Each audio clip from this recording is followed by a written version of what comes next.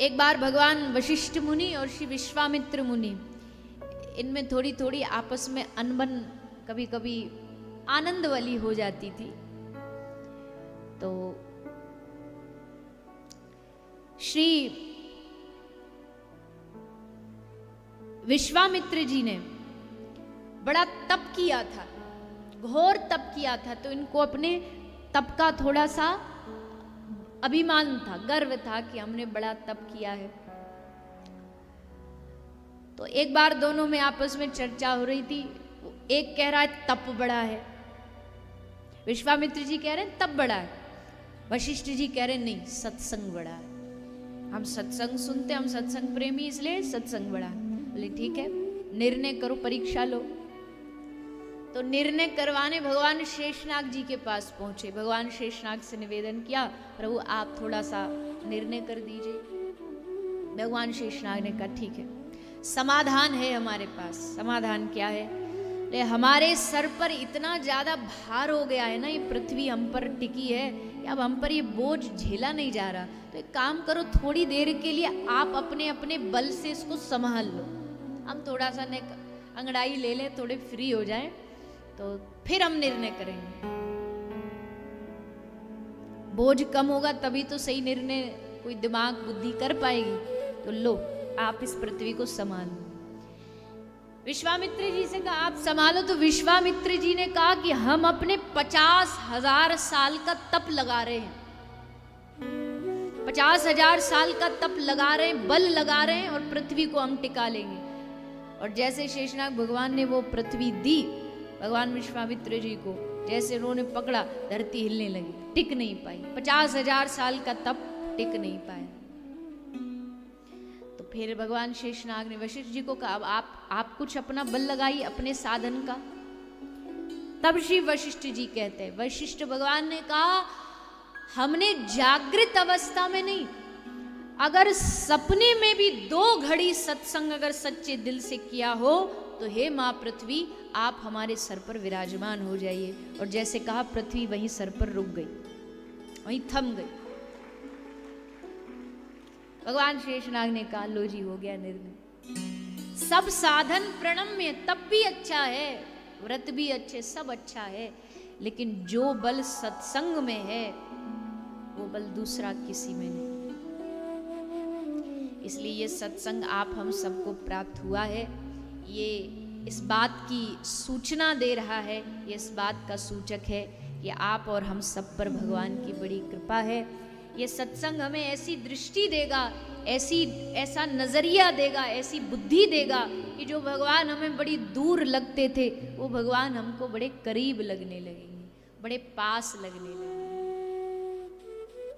क्योंकि देखो भैया सारी बात तो नजरिए की है ना। दृष्टि बदली तो सृष्टि बदल जाएगी।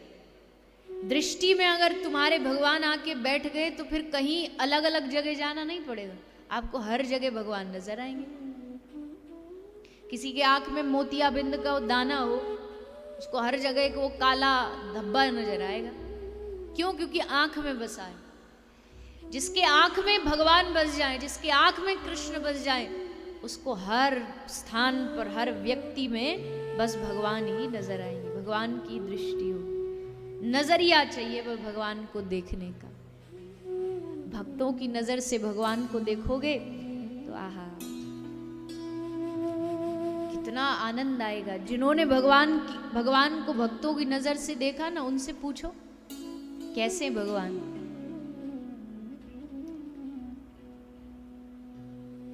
मैं कई बार ये दृष्टांत दिया है। एक राजा जी थे, तो राजा जी ने राज्य में घोषणा की कि इस राज्य का सबसे सुंदर बच्चा कौन, इसका कंपटीशन करेंगे, प्रतियोगिता होगी। और जिसको लगता है कि उसका बेटा, उसका बच्चा सबसे सुंदर है, वो आ जाओ लेकर के कंपटीशन में, फिर एक विजेता घोषित होगा। तो सब ला रहे थे अपने अपने बच्चों को सुंदर सजा धजा के, और जिसका बच्चा सुंदर था वही लेके आ रहा था, क्योंकि पता था एक से बढ़कर एक सुंदर व्यक्ति बच्चा आएगा। एक गांव की भोली भाली सी मैया आई अपने बच्चे को लेकर। बच्चा भी कैसा था, एकदम काला कलूटा, टेढ़ा मेढ़ा, कोई सौंदर्यता तो दूर दूर तक नहीं थी, बड़ा विचित्र मुख था उसका। और उसको लेकर के राजा जी के पास आ गई, बोले राजा जी हमारे बच्चे का नाम लिखो प्रतियोगिता में। तो राजा जी हंस पड़े।